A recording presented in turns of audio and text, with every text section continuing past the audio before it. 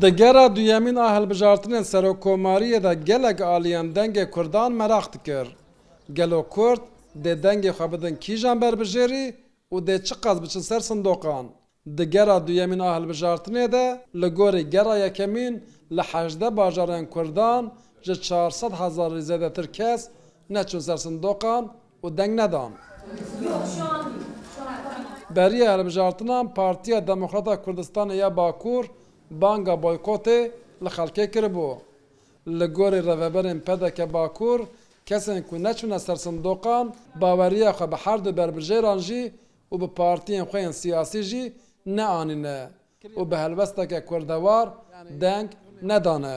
Her du jî nijadperestiya Tirka diparêzin, xwe ser nijadperestiya Tirka ava dikin. Kurda jî got em naçin ser va sindoqan, va sindoqa qebûl nakin, neyartiya me dikin, her du alî jî neyartiya me dikin. Kesekî ku alîkarê me ye, kesekî ku hevalê me ye, dostê me ye, birayê me ye, tune ye, çişkî wisa tune bû dortê de miletê Kurd jî neçûn ser sindoqa. Navenda lêkolîna rapirsiyan rawest jî hewl dide sedema neçûna ser sindoqan a Kurdan bi awayeke zanistî analîz bike. Li gorî rêveberên rawestê sedema neçûna ser sindoqan şikestina hêviyên Kurdan e.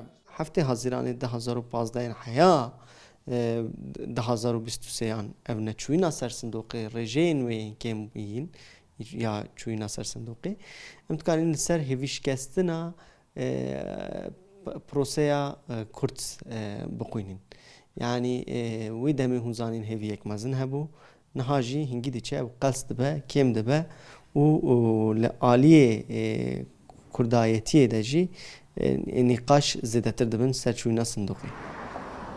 Kompaniyên rapirsî û lêkolînê dixwazin vê rêjeya neçûna ser sindoqan bi awayeke zanistî tê bigihêjin.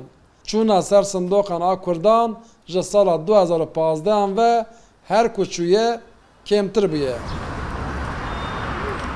Kompaniyên rapirsiyê heta niha berî hemû hilbijartinan bi vê pirsê diçûn berderê xelkê. Kurd bi kîjan motivasyonê diçin ser sindoqa û dengê xwe didin kîjan aliyê.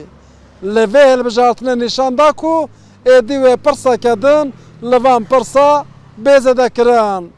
Kurd çima naçin ser sindoqa û ji bo çi helbesteke wiha nîşan didin.